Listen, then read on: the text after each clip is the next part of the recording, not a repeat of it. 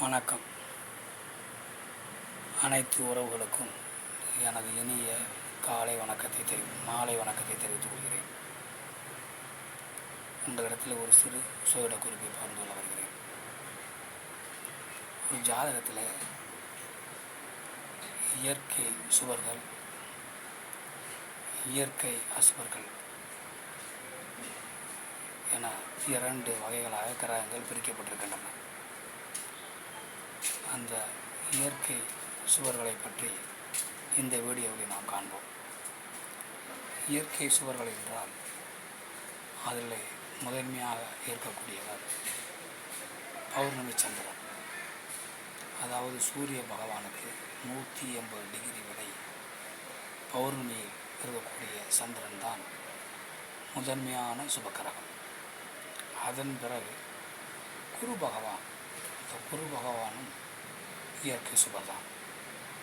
அவர் 2வது இடத்தில் இருக்கக்கூடியவர், 100% நன்மைகள் செய்யக்கூடியவர்.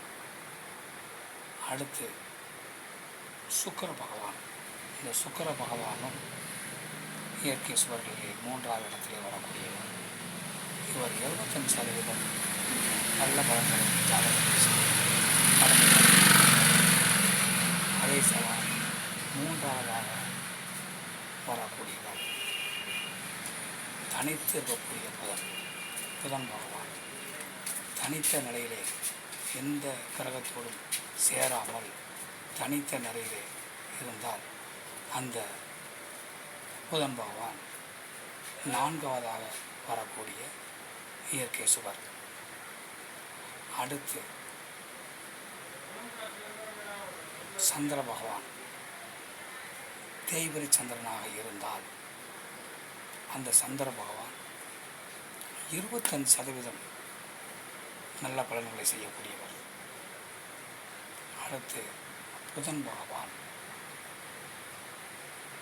அசுபக்கிரகங்களோடு சேர்ந்திருந்தால், அசுபக்கிரகங்களோடு ராகு கேதுவை தவிர மற்ற இயற்கை அசுபர்களோடு சேர்ந்திருந்தால் 30% நல்ல பலன்களை தருவார். அதே புதன் பகவான் சுபக்கிரகங்களான வளர்களை குரு பகவானோடோ சுக்கிர பகவானோடோ சேர்ந்து இருந்தால் 80% நல்ல பலன்களை தருவார்.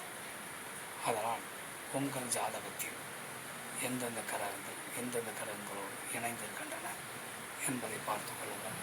மற்றவற்றை நாம் அடுத்த வரையில் காண்போம். நன்றி, வணக்கம்.